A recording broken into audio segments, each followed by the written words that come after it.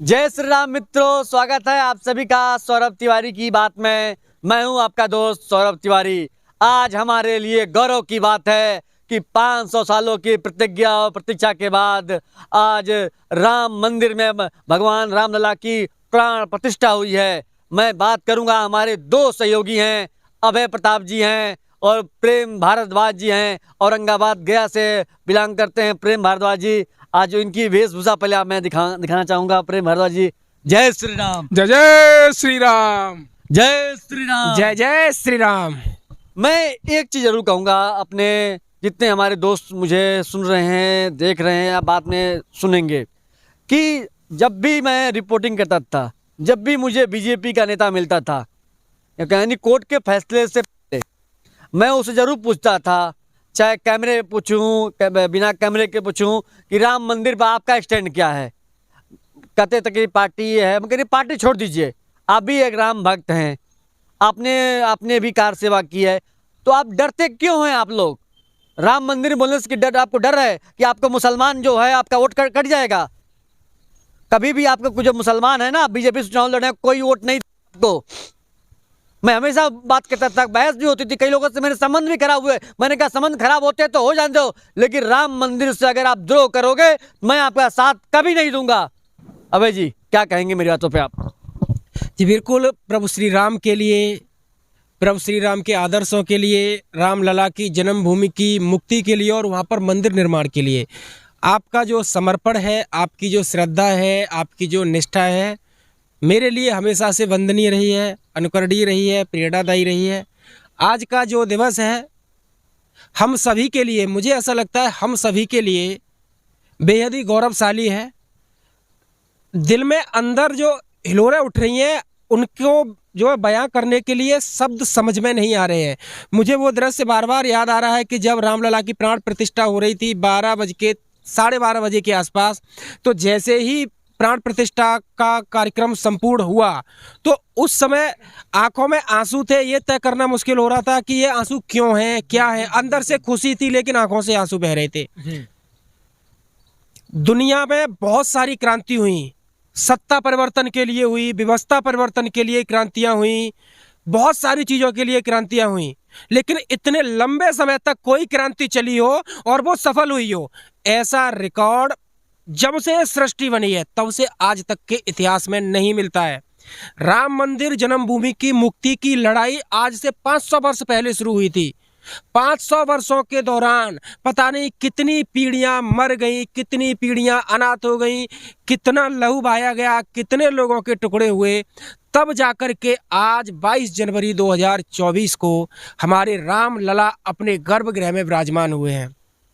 जब वो तस्वीर रामलला की सामने आ रही थी, जूम करके उसको दिखाया जा रहा है, रामलला का कभी मुखार बिंदु, उसके बाद धीरे धीरे करके हट रहा है। इतनी क्यूट तस्वीर रामलला की, ऐसा लग रहा है सच में 5 साल के कोई बालक नजर को जो है वो हट नहीं रही वहां से। मुझे ऐसा लग रहा था कि टीवी में से इस मूर्ति को मैं गोद में निकाल लूं, बाहर निकाल लूं और मैं इनको खिलाने लगूं। मैं अपने जो मेरी भावनाएं हैं व्यक्त करने के लिए मेरे पास बिल्कुल शब्द नहीं है। मैं बहुत ज़्यादा खुश हूँ और मैं ये जानता हूँ कि आज का जो ये दिन है, हर उस व्यक्ति को खुश होना चाहिए जो इस भारतवर्ष को अपनी माँ मानता है। और एक बात और मान करके चलिएगा, जो नमक हराम है उनके बारे में क्या कहेंगे? मैं कहने जा रहा हूँ कि रामलला की प्राण प्रतिष्ठा के बाद, भगवान राम की जन्मभूमि पर गर्भगृह में रामलला के विराजमान होने के बाद, अगर किसी व्यक्ति के विचारों में भी थोड़ी देर के लिए भी आ जाता है कि वो खुश नहीं है, तो आप ये समझ के चलिएगा कि वो व्यक्ति या तो बंजर हो चुका है, ऐसा मैं मान के चलता हूँ। और जिस तरह से मैं आऊँगा, आप बिहार से आते हैं, गया औरंगाबाद से, और काफ़ी आप समाज सेवी भी हैं। गया औरंगाबाद की बात किया जाता है। आपके डिप्टी सीएम है तेजस्वी यादव, पूर्व मुख्यमंत्री हैं लालू यादव। उन्होंने जिस तरह से राम पर बयान दिया, उन्होंने राम भक्त लाल कृष्ण आडवाणी को लालू यादव ने गिरफ्तार किया, कैसे देखते हैं आप उसको? बहुत निंदनीय है कि बिहार से ही वो आते हैं। मैं इस बात की कड़ी निंदा करता हूं और ये बताना चाहूँगा कि ये नया बयान नहीं है। हर दिन ये हिंदू विरोधी बयान देखते रहते हैं, आते रहता है इनका, और ये बस सुर्खियों में बने रहने के लिए। कहा जाता है बिहार की जो राजनीति है और जो लालू यादव की जो राजनीति है, आरजेडी की जो राजनीति है, वो एमओ पर काम करता है, मुस्लिम यादव समीकरण पे वो काम करता है। तो मुस्लिमों को खुश करने के लिए ये ऐसे ऐसे बयान देते रहते हैं। रही बात अडवाणी जी की रथ को रोकने के लिए, तो देखा था कि किस तरीके से उनका रथ को रोकना, और आज वही रथ वहाँ रुका, लेकिन उत्तर प्रदेश में योगी बाबा बुलडोजर के सरकार में आज जो है राम मंदिर भव्य निर्माण हो चला है। तो मैं कहूँगा कि उनका जो बयान था वो काफ़ी निंदनीय था, और उस तरीके का बयान किसी भी राजनेता को देने से बचना चाहिए। मैं एक बात और बताना चाहूँगा आपको कि गया में कुछ दिन पहले जो है वो जेडीयू के सांसद, पूर्व सांसद थे, वो राम के विरोध में बयान दे रहे थे। तो जितने भी जो बिहार में जो सरकार, जेडीयू का जो सांसद था कौन था, अली अनवर अंसारी, और राम के विरोध में दे रहे थे भाषण, और लालू यादव भी विरोध में भाषण देते रहे हैं। अली अनवर अंसारी क्या बोल रहे थे? वो बोल रहे थे कि जो बीजेपी जो है वो बस राम का नाम का वोट इस्तेमाल करना चाहती है, वोट को साधना चाहती है।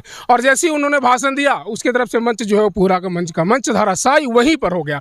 राम जी भी परिणाम वही दे दिए। और रही बात लालू जी को, तो जो राम द्रोह करेगा, राम से बैर करेगा, और भगवान शिव ने भी कहा है कि जो मुझ में और राम में अंतर करेगा उसका कभी भला नहीं होगा। अभय प्रताप जी, आज एक तस्वीर काफ़ी वायरल हो रही है कि साध्वी ऋतंबरा हो, साध्वी निरंजन ज्योति हो, भारती हो, आपस में मिलकर फुट फुट के रोई, इस पर क्या कहेंगे आप? देखिए, ये भारतीय सभ्यता और भारतीय संस्कृति का जो मूल है उसमें महिलाएं हमेशा से सर्वोपरि रही हैं।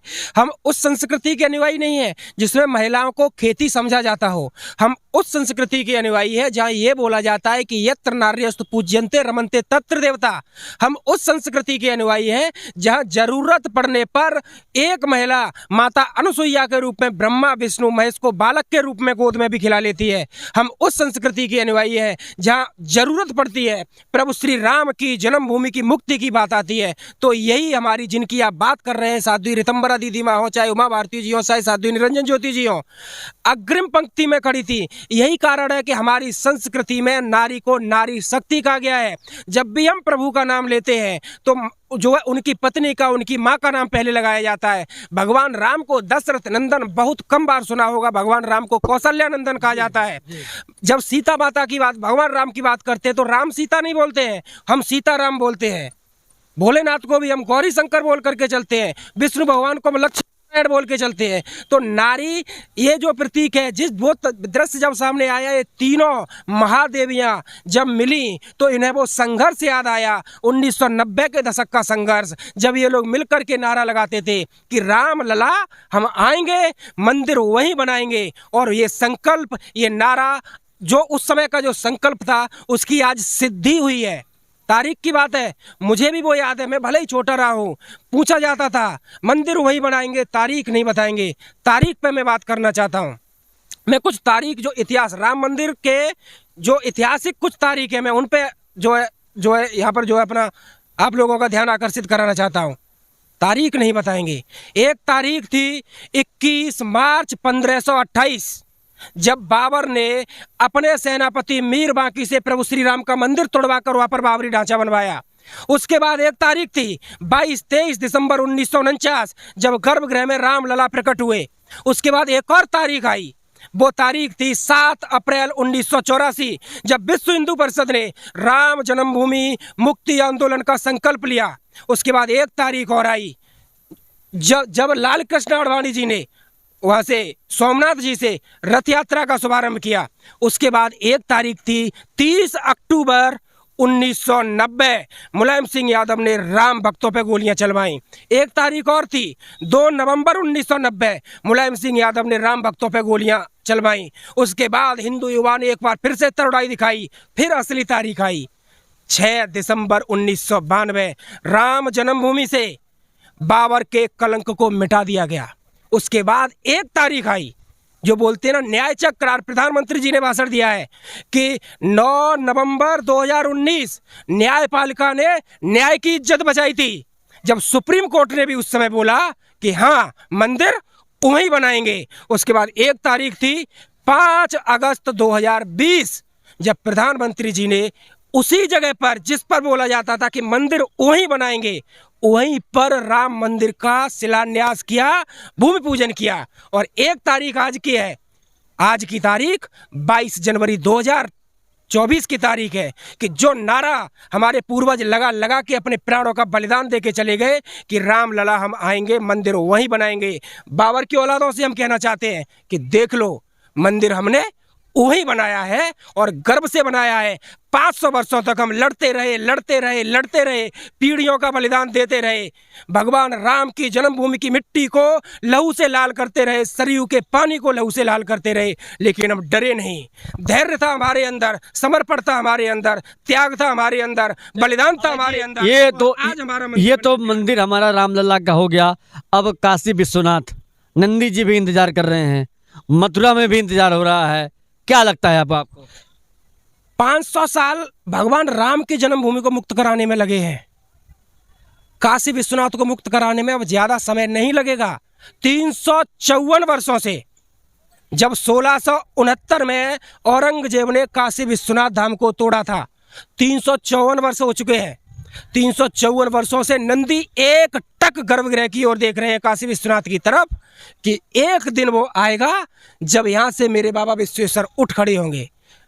हमने अयोध्या को मुक्त करा लिया है, अब बारी काशी की है और बारी कृष्ण की भी है।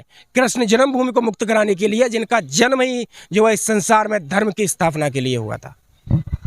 प्रेम भारद्वाज जी हैं जो गया औरंगाबाद से बिलोंग करते हैं। प्रेम जी, जो भी सवाल मैंने अभय जी से किया, काशी विश्वनाथ में जिस तरह से नंदी जी भगवान शिव की प्रतीक्षा कर रहे हैं, क्या लगता है आपको कि इंतजार कब तक खत्म होगा?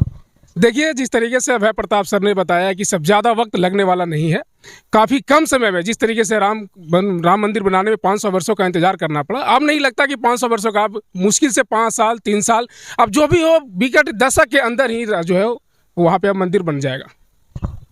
गया और औरंगाबाद से बिलोंग करते हैं, वहाँ के लोग कितने खुश हैं? बहुत खुशी का विषय है और वहाँ के लोग जो है काफ़ी खुश हैं। गया के लोग, और गया का तो कहा जाता है विष्णु की चरण पादुका वहाँ पड़ी है, तो वहाँ तो जमकर खुशी है क्योंकि राम आए हैं। और इस तरीके के जो अब अगला जो मंदिर जो है, जैसा कि आपने बात किया, मथुरा की बात करें हो या फिर काशी की बात करें हो, तो लोग काफ़ी उत्साहित हैं वहाँ के लोग कि जल्द से जल्द वो मंदिर जो है वो बनकर तैयार हो। तो जाहिर सी बात है, और मैं धन्यवाद पहले दूंगा जो केंद्र सरकार की ग्रामीण विकास राज्य मंत्री हैं साध्वी निरंजन ज्योति दीदी।